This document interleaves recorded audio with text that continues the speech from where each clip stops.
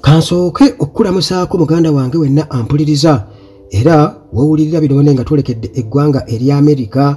Trump bw'atyo atuula bufuufufu. Amutuuza obufuufufu si mulala ye mukyala Kamala Harris era nga already FBI yabadde yamaze dde okuba ebituli mu masasi agagambibwa okuba nti gaamukubwa era mu kutya Trump wakati awo ensonga ziringa 10 nga bagamba nti munaye kami katono okanyumira mitala wa mugga. Kale omukyala ono Harris alabika naye Trump amaze okubeera nga akitegeera nti ayinza obutamubeerera mwangu nnyo newankubadde nga Trump bwetugeraageranya ku Biden nti ebiriwo bibadde biraga nti abadde alina enkizo y'amaanyi, naye abakesi ba FBI ku sayidi endala bwe bato baakubye ebituli mu masasi agagambibwa okukuba agambye okubeera gaakubwa Donald Trump ne bagamba nti tegaamukoonako ekireeseewo munnange akasattiro ku kituufu ekyaliwo. Kugambye nti ensonga ziwerera ddala lwaki Trump atiira ddala omukyala Kamala Harris era tugenda kuba tuziyitamu, naye katusooke tuyite ate mu bya FBI amasasi gano ddala gaamukoonako tegaamukoonako. Director ow'ekitongole ekya Federal Bureau of Investigation FBI ekiketta munda mu Amerika nga kyekimu ku bisinga amaanyi mu nsi yonna yaleese bwino lwebali lunaku lwakusatu eyatabudde Trump. Kati Trump ayagala naye munnange alekulire nga ow'ekitongole ekya Secret Service Kimberly eyalekulidde olwa pressure nti yalemererwa okukuuma Trump ne bamwegezaamu.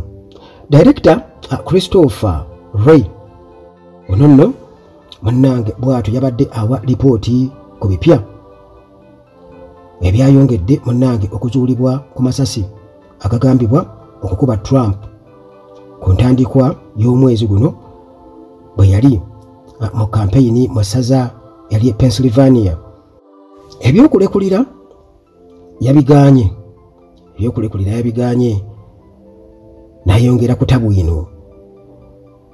Yategeezezza nti ekitongole kye kibuusabuusa Trump okukubwa amasasi g'agamba okumuyuza okutu okwa ddyo kwamaze ebbanga nga akusibyeko bandage oba bupapajjo bwa kintu kirala obwakuyuza. Agamba nti bwe libanga lyali ssasi kirabika lyakubwa walala obuganga oba obupapajjo bwalyo nga bwe bwamusammukira naye lirabika si ssasi. Christopher bw'atyo yategeezezza olukiiko olw'eggwanga olukulu olwabadde lusirise bwe ki nga bonna munnange bamwegesa amaaso ekisajjula buto ate embeera ku masasi. Omuvubuka Thomas Matthew Crooks w'emyaka 20 yasumulula nga agolekeza Trump n'abalala abaaliwo, wabula abatunuulizi bagamba nti ofiisi ono byalimu byabwewussa mu kifo ky'okukkiriza nti waaliwo obulagajjavu azze mu kunaanya, kubanga ekituufu kati nti omuzigu yawandagaza amasasi 8 ekitegeeza nti abakuumaddembe baalemererwa okumutangira okwegeza mu eyali ku pulezidenti wa Amerika. Jjukira nti mu kavuvungano ke kamu Thomas wano yatta ne Corey Comparator wa myaka 50 omuzenya moto eyali agudde cover nga amaamidde abaana be ne mukyala we amasasi galeke munnange kubatuukako ne gakwatamu ye eyali kungulu nga abaguddeko.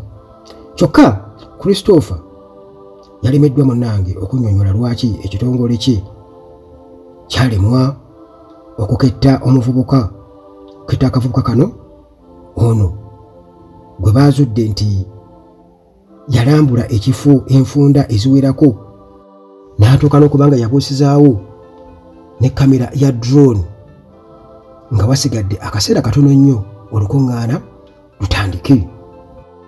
Ye Trump munnange yazzeemu dda okwewozaako nga agezaako okusangulawo ebya Christopher n'addamu okunyumya ebyaliwo nti olwawulira amasasi n'agwa cover amasasi ne gatandika munnange okubeera nga muyita ku mutwe era nammwe mwagawulira nga gagira nga zipu. N'abakuumi bange aba Security Service baali balowooza nti mpedde bwe baalaba omusaayi ogwali munnange gunvaamu. Baayagala okunteeka ku katanda okuntwala mu ddwaliro n'embigaana ne neetambuza. Si bya bugingo. Nandibadde nafa dda naye omuntu n'addaawo ate n'agamba nti teryali ssasi. Katonda munnange ye yamponya Trump w'emyaka 78 bw'atyo bwe yagambye nti Katonda ye yamuwonya.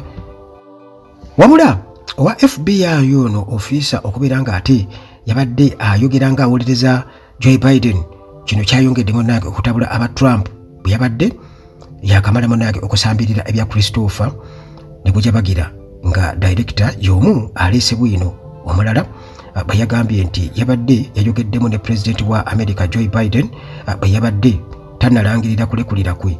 Ye Christopher n'akizuula nga yakizudde nga yabadde talina buzibu nga abangi bwe bagamba nti yawungamu olw'emyaka emingi.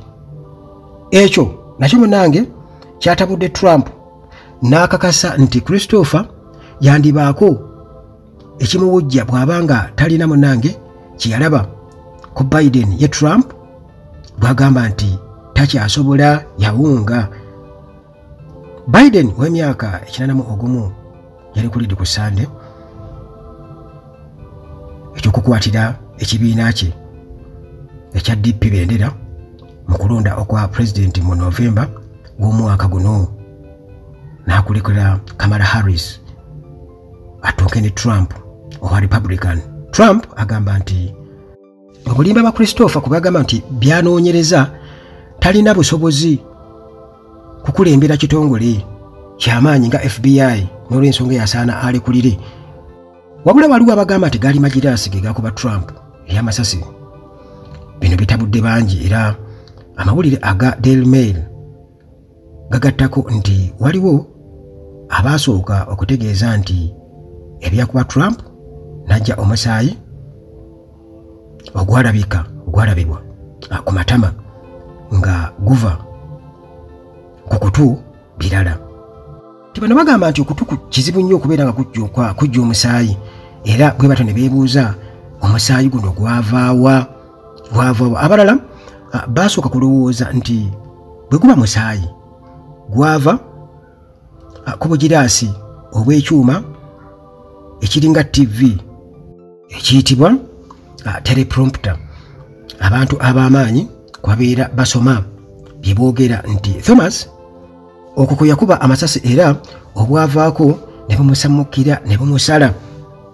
Wabula okunoonyereza kulaga nti ejjiraasi ezo nti teziyatika.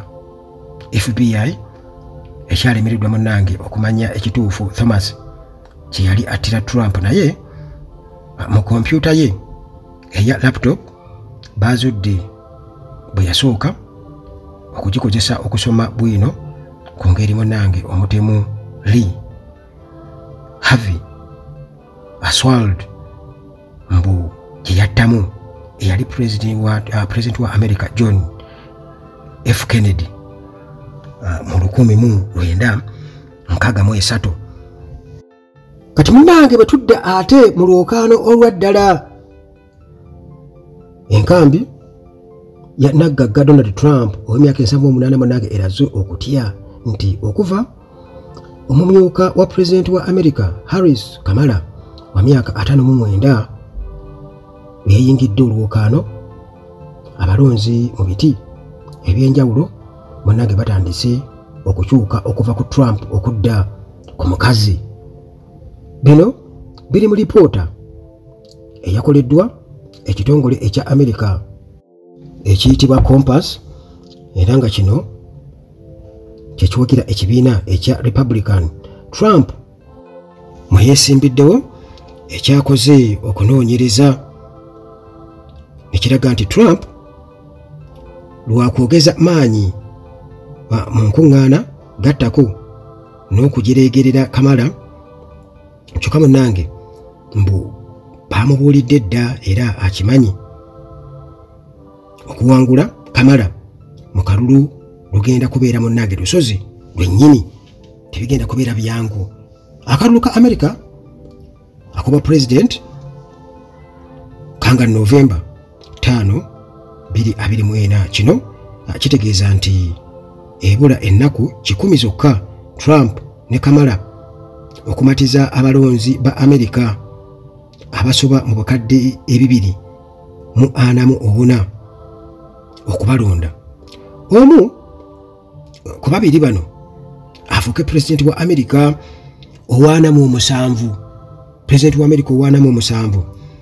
Lipooti eno etisiza Trump munnange yalaze nga Kamala omukyala era nga ye mumyuka wa Joe Biden bw'alina ebintu 10 byasinga Trump gwagenda okuttunka naye mu kalulu ka pulezidenti akakuba Novemba omwaka guno gwennyini, ekikkirizisiza Trump nti kati essaawa eno babatwala keewoze nga kaguddeyo.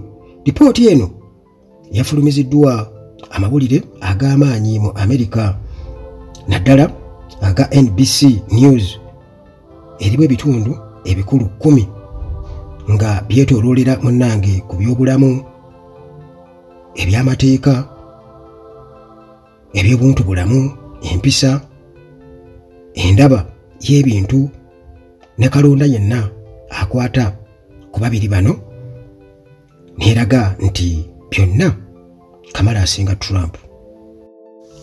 Ekitongole ekya America eky'ebyamateeka ekya Justice Department kye kyasoose okufulumya endaba yaakyo ey'ebintu eyakanze abawagizi ba Trump bwe kyawandiise nti the fabric of the nation, the rule of law and the future of the democracy are at stake in this election with a Trump win. Ekitegeeza nti munnange ekinyusi kya demokrasiya, obumu n'enfuga ey'ebyamateeka n'ebirala biri mu katu singa Trump awangula akalulu.